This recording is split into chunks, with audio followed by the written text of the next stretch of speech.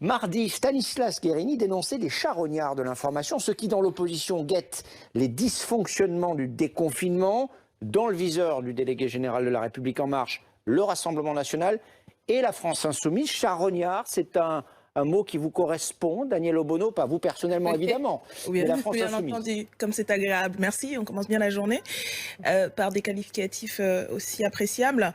Je pense que malheureusement, ce gouvernement et cette majorité a tendance depuis très longtemps à considérer que le débat démocratique est problématique et donc on en voit l'expression. Je tiens à rappeler que depuis le début de la crise sanitaire, nous nous sommes efforcés de protéger et de s'assurer de la protection de toute la population. Vous vous rappelez certainement qu'au tout début, nous avons relayé les consignes du gouvernement parce que effectivement c'est une situation inattendue et il nous semblait que ce qui se passait nécessitait effectivement d'écouter et de faire en sorte que on applique tous et toutes ce qui était demandé face au début d'épidémie. Et donc, y compris, ça nous a été presque reproché voilà, de faire confiance. Mais c'est vrai que, et je crois que nous ne sommes pas les seuls, y compris dans la presse au bout d'un certain temps, un certain nombre d'incohérences, des révélations, y compris pas de n'importe qui, de Madame Buzyn, ministre au moment du début de l'épidémie, ont révélé que il y avait eu des manquements, des erreurs, des contradictions, et je crois que c'est de notre responsabilité, aussi bien pour s'assurer des politiques qui sont menées et que les politiques qui sont menées permettent la protection de la population, c'est notre responsabilité de parlementaires d'interpeller le gouvernement. Et nous l'avons fait. Et nous n'avons pas fait que des interpellations critiques par rapport à ce qui manquait. Nous avons fait des propositions, énormément de propositions, 11 mesures d'urgence au niveau national, un plan de déconfinement.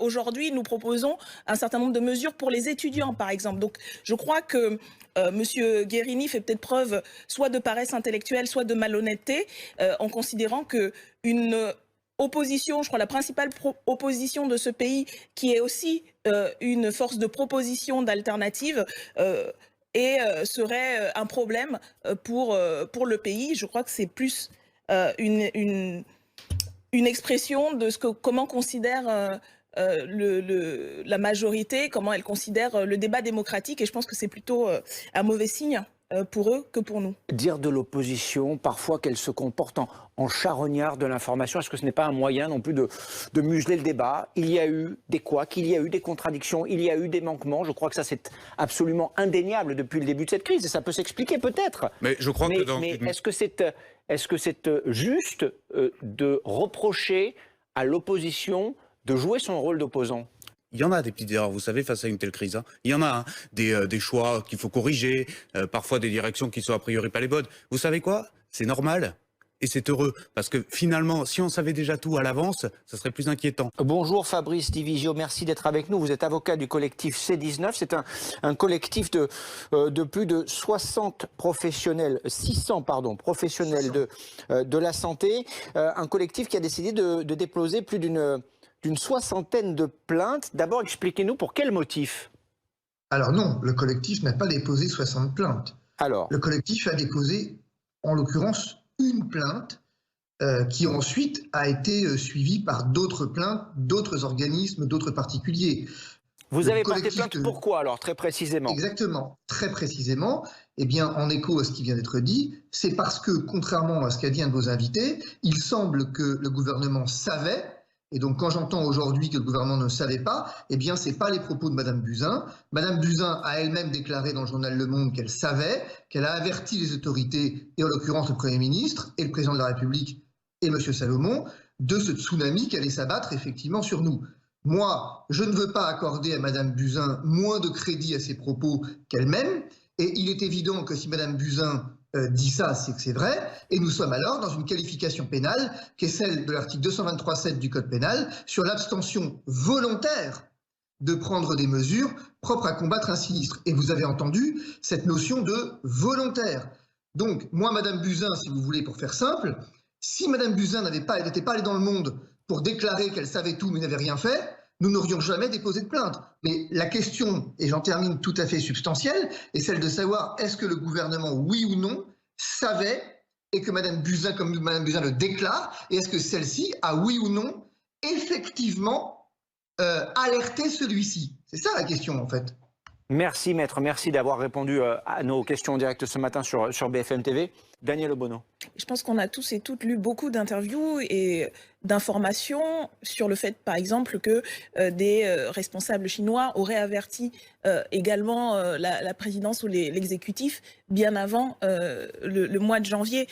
Et Mme Buzyn parlait du mois de décembre quand elle a commencé à s'intéresser au sujet. Je crois qu'il y a des procédures judiciaires en cours et c'est important, effectivement, que ces procédures aillent à leur cours. Je crois qu'il y aura aussi des procédures parlementaires parce que le Parlement a pour fonction et responsabilité de contrôler l'action du gouvernement. Et nous devons aux personnes qui nous ont élus, au peuple souverain, d'exiger et d'obtenir des réponses comme ce qui a été dit tout à l'heure. Là encore, ça a déjà été anticipé. La mission d'information se transforme en commission d'enquête, comme vous le savez. Vous en êtes membre, je crois, ou en tout cas, votre groupe politique. Nous y sommes représentés, mais vous savez, nous avons l'expérience de certaines commissions d'enquête qui sont présidées par la majorité.